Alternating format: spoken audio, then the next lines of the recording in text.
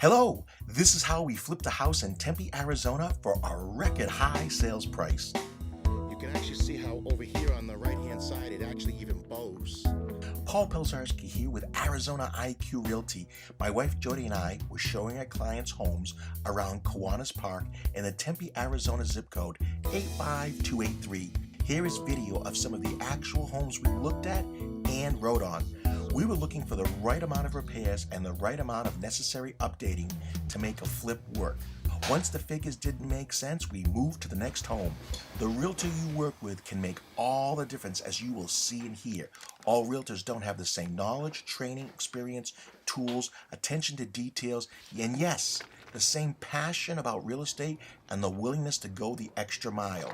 We both have over 20 years of real estate experience. We own the company, and Jodi is a designated broker owner. Then this home came along. First big mistake, they never had a sign in the yard. We only competed against 2 other buyers. If this was us, with our marketing, we would have handled things differently, with a goal of a bidding war of buyers in the double digits. We feel by looking at the comps, we got this house cheap.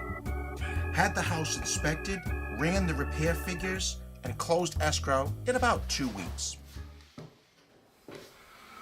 Wow. Yeah. So you can see Then the contractors came in and did their job. Now this was a busy time for Jodi and I.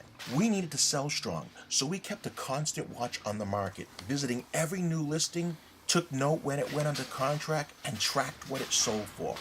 We also took our own photos and video.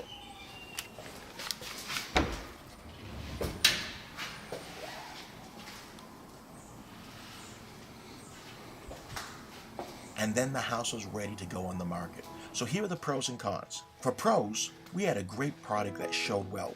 3-bed, 2-bath with a pool, no HOA, prime Tempe location, near Kiwanis Park. And Jodi and I put the best marketing plan together to promote this property using videos, virtual tours, house and community photos, posted on over 900 real estate websites, translated into 14 languages, plus so much more to really bring in the buyers. Here are the cons.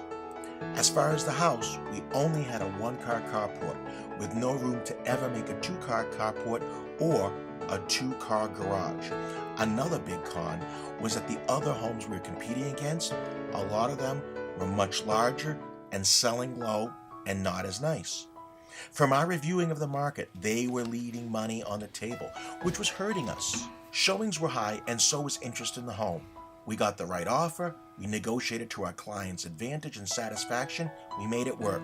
The offer was financed, so there was an appraisal. We met the appraiser at the home, made sure everything looked well, gave him a list of all the work that we had done as well as our comps to justify the price. He asked a few questions, made a couple of comments about sales in the area, and after he left the home, Jodi and I looked at each other, and I'm not sure who said it first, but we agreed we're not going to appraise out. And then we got notified in writing we did not appraise out. We had 48 hours to present any other information we had, or else we had to lower our sales price if we wanted to work with these buyers. It was Jodi who had the idea of a comp he might have used.